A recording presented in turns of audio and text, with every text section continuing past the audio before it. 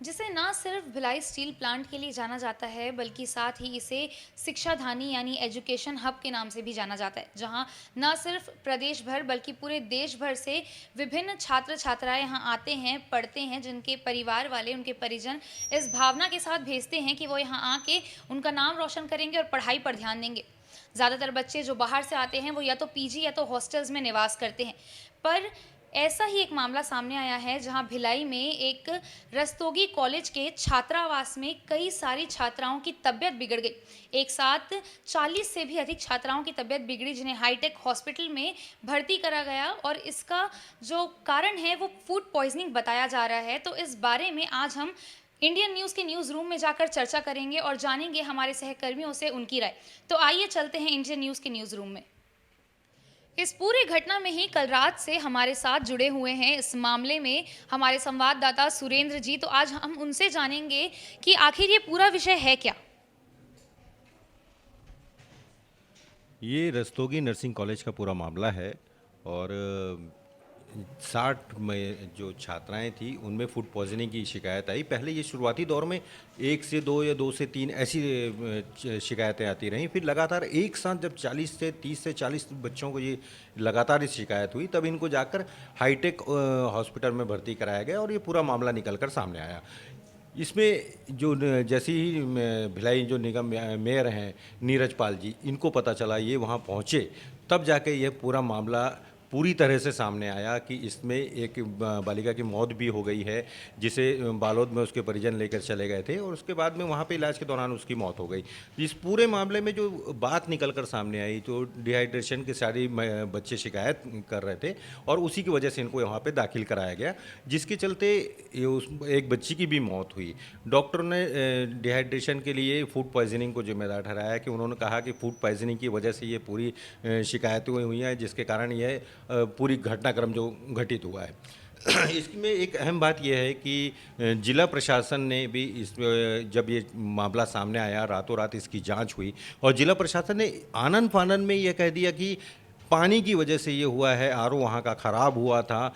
तो एक तरह से यह समझने की वाली बात होगी कि एक रात में इतनी बड़ी जांच कंप्लीट हो जाना और उसका निष्कर्ष निकल कर आ जाना एक बड़ी बात है। तो कहीं ना कहीं ऐसा लगता है कि कॉलेज प्रबंधन की कोई बड़ी लापरवाही को छुपाने का पूरा प्रयास किया जा रहा है।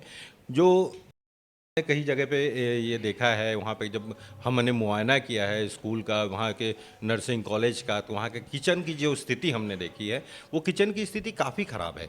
यानी ये कह सकते हैं जो आंगनबाड़ी केंद्रों की भी व्यवस्था जो रहती है वो बेहतर होती है, वहाँ वैसी व्यवस्था भी नहीं थी।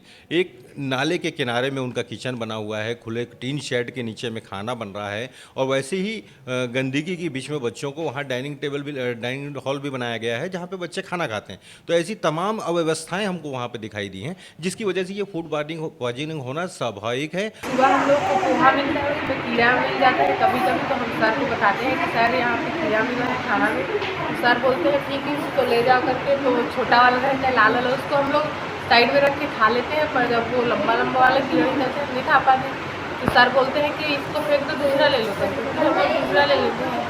और जब सब्जी बनती है तो उसमें सब्जी का पानी ज़्यादा रहता है और आलू तो ठीक से पका भी नहीं रहता है और वही सब्जी देते हैं तो अच्छा भी नहीं लगता। फिर भी हम लोग उसको एडजस्ट कर लेते हैं, इतने सारे लोग आए करके, फिर भी कोई दिन सब्जी पका इसलिए होता है, एकदम से बसता रहता है करक्का टाइप वाला। कितनी साफ सफाई रहती है किचन में वहाँ पे? किचन वही जब टमाटर वमाटर काटते हैं तो कैंटीन में ही काटते रहते हैं, मक्खी वक्खी बैठता रहता है, फिर भी उस चीज़ को देख के हम लोग को खाना पड़ता है। जिस दिन चिकन बना था उस दिन ना नॉनवेज वो था और वेज में वो बन रहा था ना टमाटर, तो वैसे ही तो उसी में काट रहे थे, उसी में मक्खी वक्खी बड़ा पड़ा हुआ था, उसी को फेंक फेंक डाल रहे थे, फिर भी हम लोग को खाना पड़ा। यानी साफ सफाई की नहीं रहती वहाँ पे? नहीं, जब पता चला कि कोई आ रहे हैं चेकिंग के लिए कल, तो हॉस्टल को मस्त एकदम साफ सफाई करा। आपको कब एडमिट किए? मेरे को कल ही किया। और यह घटना आज ही नहीं, आगे भी हो सकती है। तो इस पूरे मामले में ये चाहिए कि जिला प्रशासन पूरी तरह से दोबारा फिर से जांच करे और जो तथ्य हैं उनको ध्यान रखे और किस क्राइटेरिया के अंतर्गत इस नर्सिंग कॉलेज को यह लाइसेंस दिया गया है उस पर भी कार्रवाई हो। तो जैसा कि सुरेंद्र जी ने बताया कि आसपास जो है नाले थे और किचन की जो सुविधा थी वो भी बिल्कुल ठीक नहीं थी, तो इस पर हम सुनील जी से जानना चाहेंगे कि किस हद तक वो कॉलेज जो प्रबंधन है उसको इसका जिम्मेदार मानते हैं। निश्चित तौर पर तनिषा, ये कॉलेज प्रबंधन का जो रस्तोगी कॉलेज का जो मामला है, ये कोई पहली बार नहीं, इसके पहले भी 5 से 6 साल पहले भी इस तरह की घटना आई थी जिसमें कुछ बच्चे और बीमार हुए थे। और इसमें जिला प्रशासन भी अभी जो घटना हुई इसमें जो छात्र छात्राएं हैं उनकी जो फूड पॉइजनिंग के शिकार जो है लगातार उनकी संख्या बढ़ती है, तब जिला प्रशासन और कॉलेज प्रबंधन जागा और जिला प्रशासन ने इस पर पूरे जांच की स्वास्थ्य विभाग के अमले के साथ में। और अब किस तरह की जांच की ये समझ नहीं आ रहा कि 24 घंटे के अंदर इतने जो गंभीर मामला है इसकी जांच रिपोर्ट राज्य सरकार को सौंपी है, उसमें राज्य सरकार इसमें किस तरह से कार्रवाई करता है ये देखने वाली बात होगी जी। अब हम हमारे एडिटर सर से जानना चाहेंगे कि इस पर किस प्रकार से कार्रवाई होनी चाहिए, साथ ही साथ क्या कोई बड़ा कदम इस पर उठाना चाहिए। हाँ, इसमें बड़ा कदम उठाना ही चाहिए क्योंकि ये कोई छोटी लापरवाही नहीं है, बहुत बड़ी लापरवाही है ये जो बच्चे लोग के साथ में हुई है। और ये हमारे संवाददाता वहाँ के जो छात्रा जो वहाँ पर भर्ती हैं उससे जाके मुलाकात किए, उससे पूछे तो छात्रा का कहना है वहाँ के कि ये जो उनके साथ जो वहाँ का खाना मिलता है वो आधा कच्चा आधा पक्का, ये ऐसा ये आज से नहीं है, ये 15-20 दिन से उन लोगों को कहना है ऐसा कि 15-20 दिन से ऐसा परेशानी है। लेकिन अभी कुछ दिन से कुछ ज़्यादा ही वहाँ पर जो खाना है वो आधा कच्चा आधा पक्का ऐसा वहाँ के जो छात्रा हैं उन लोगों का कहना है। और कुछ लोगों का तो ये भी कहना है कि उन लोगों को कम से कम 1 हफ्ते से ये परेशानी हो रहा है, लेकिन अभी ये 2 दिन से कुछ ज़्यादा ही परेशानी हुआ है जिसके कारण से उन लोगों को यहाँ पर भर्ती कराया गया है। अब इसमें सवाल ये उठता है कि भाई ये जो खाने में जो आधा कच्चा आधा पक्का वो किसकी लापरवाही है? सीधा ये जो वहाँ के कॉलेज प्रबंधक है उसके लापरवाही ये है। जानना चाहेंगे कि आखिर जिस तरीके से उन्हें ये बताया जा रहा है कि पानी की जो व्यवस्था है उसके कारण ये घटनाएं हुई हैं, ये परेशानियां बच्चों को झेलनी पड़ी, तो क्या सच में सिर्फ पानी ही इसका कारण है? मेरा ऐसा मानना है कि ये जो घटना घटी थी, काफ़ी बच्चे बीमार पड़े हैं और कुछ लोगों की मौत हुई है। तो मेरा शासन से यही निवेदन है कि जितने लोग भी इसमें शामिल हैं, इन्वॉल्व हैं, उन दोषियों पर कड़ी से कड़ी कार्रवाई और निष्पक्षता के साथ इसकी जांच होना चाहिए। इस पर साथ ही कुछ छात्राओं ने ये भी कहा कि उन्हें खाने को जो दिया जाता था वो ठीक तरीके का खाना नहीं होता था, बासी खाना जो है वो उन्हें दिया जाता था। तो क्या इस तरीके की जो घटनाएं अगर हो रही हैं तो वो किस प्रकार से, आपकी उस पर क्या राय है? देखिए, रस्तोगी कॉलेज में सबसे पहली बात तो यह है कि रस्तोगी कॉलेज के जो हॉस्टल में तंग हालत में वहाँ रखा जाता था और जो किचन भी जो है वहाँ पर बरसात का पानी घुस जाता था और इससे जो क्या है मतलब फूड पॉइजनिंग होने की ज़्यादा संभावना है। तो इस पर जो कॉलेज प्रबंधन की लापरवाही सामने आती है और इसमें जिला प्रशासन को भी मतलब बीच में प्रबंधन पर मतलब नकेल कसना चाहिए। अब हम कानस्कर जी से भी ये जानना चाहेंगे कि उनकी इस पर क्या राय है। देखिए, रस्तोगी कॉलेज की छात्राओं के साथ जो घटना हुई है वो एक उदाहरण है। हमारे भिलाई जैसे एजुकेशन हब में ऐसे बहुत सारे छात्रावास हैं जहां छात्राओं को अच्छा खाना नहीं दिया जाता, बासी खाना दिया जाता है, साफ़ सफाई का ध्यान नहीं रखा जाता है। अगर इसकी जांच की जाए तो बहुत सारे एक लापरवाही उजागर होगी। हम यहाँ पर सुमन जी से ये जानना चाहेंगे कि इस प्रकार की घटनाएं जैसे होती हैं तो क्योंकि भिलाई को एजुकेशन हब भी कहा जाता है और यहाँ कई सारे छात्र छात्राएं आती हैं जो यहाँ पे हॉस्टल्स या पीजी में रहती हैं, तो उनके साथ अगर इस प्रकार की जो घटनाएं हो रही हैं वो सही हैं या क्या नहीं? देखिए, एक तरफ तो हम कहते हैं कि युवा हमारे देश का भविष्य हैं और वहीं दूसरी तरफ ऐसे युवाओं के भविष्य के साथ खिलवाड़ किया जा रहा है। भविष्य क्या, उनकी जान के साथ खिलवाड़ किया जा रहा है। माँ बाप बच्चों को पढ़ने के लिए बाहर भेजते हैं और चूँकि हमारा भिलाई एजुकेशन हब के नाम से जाना जाता है तो यहाँ पे युवाओं के भविष्य को बनाने के लिए, उनके जीवन को बनाने के लिए काम किया जा रहा है। वहाँ पे अगर इस तरह के गंभीर मामले सामने आते हैं तो निश्चित रूप से एक तरीके से भरोसा भी उठता है, दूसरी तरफ से युवाओं के जीवन के साथ खिलवाड़ भी हो रहा है। तो ये बहुत ही गंभीर मामला है कि इस तरह की अनहोनी नहीं होनी चाहिए। जब मालूम है बारिश का समय है और पर्याप्त व्यवस्था होनी चाहिए, अच्छा साफ़ पीने को पानी हो। और जब हम खाने पीने की बात करते हैं तो चूँकि बारिश के सीज़न में वैसे ही बहुत सारे संक्रामक रोग होने का खतरा रहता है, तो उन चीज़ों को ध्यान में रख के उन बच्चों के लिए खाने की व्यवस्था होनी चाहिए और ये बहुत ही गंभीर मसला है। प्रबंधन को इसकी ओर निश्चित रूप से ध्यान देना चाहिए। बच्चों के भविष्य के साथ, जान के साथ खिलवाड़ करना बिल्कुल भी उचित नहीं है। इसी विषय पर हम आलिया से जानना चाहेंगे कि उनकी इस घटना पर क्या राय है। मैं सुमन मैम से टोटली एग्री करती हूँ। जैसा कि उन्होंने बताया कि इसकी निष्पक्ष जांच होनी चाहिए, तो जांच तो होनी चाहिए बिकॉज़ भिलाई को एजुकेशन हब कहा जाता है और यहाँ पर एक बच्चे की जान चली गई। जो बच्चे वहाँ से पढ़ने आ रहे हैं बाहर से, यहाँ पर माँ बाप बहुत ही ज़्यादा विश्वास के साथ भेजते हैं और कॉलेज में ऐसी चीज़ें होना आम बात हो गई है। तो मेरे ख्याल से ये सारी चीज़ों को ना रोकने के लिए गवर्नमेंट को एक स्ट्रिक्ट एक्शन लेना चाहिए। कहीं ना कहीं इसमें गवर्नमेंट भी जिम्मेदार है, क्योंकि जब रस्तोगी कॉलेज में जांच कराई गई तो जांच को बहुत जल्दी ही ख़त्म कर दिया गया, जिसके कारण मुझे ऐसा लगता है कि ये अनफेयर हुआ है थोड़ा सा, जिसे और ज़्यादा हमें डिटेल में जांच करने की ज़रूरत है। और मैं यही कहना चाहूँगी कि आगे ऐसा ना हो, गवर्नमेंट को इसका ख्याल रखना चाहिए। अब हम शुभांगी से ये जानना चाहेंगे कि जिस तरीके से सिर्फ वाटर कूलर को वहाँ दोषी साबित कर दिया गया, वो किस हद तक सही है? क्या और भी आगे जांच होनी चाहिए?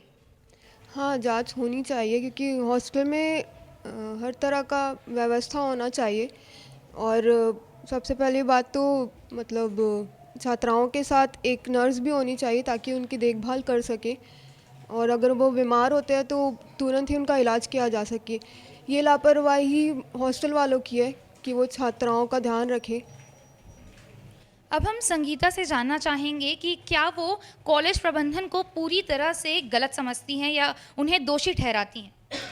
जिस तरीके का मामला सामने आया उससे स्पष्ट पता चलता है कि प्रबंधक की लापरवाही तो है ही, साथ ही मुझे ये भी लगता है कि जिन छात्राओं को पहले से ये समस्या थी कि उन्होंने एक शिकायत करी है कि उन्हें दाल सही नहीं मिलता था, रोटी चावल जो भी था सही खाना नहीं मिलता था, तो मुझे लगता है कि वो एकजुट होकर संगठन बनाकर यदि वो इसकी कड़ी निंदा करती तो शायद ये समस्या नहीं होती। और यदि ये समस्या हुई भी है तो प्रबंधक के ऊपर, प्रबंधक की प्रमुख जिम्मेदारी बनती है कि वो आगे से ऐसी लापरवाही ना करे। और मैं ये भी कहना चाहती हूँ बाकी जिन छात्राओं को, यदि अभी भी जिन हॉस्टल में, जिन छात्रावास में जो छात्राएं निवास कर रही हैं, वे यदि इस प्रकार की समस्या से जूझ रही हैं तो उसकी कड़ी निंदा करें और विरोध करें।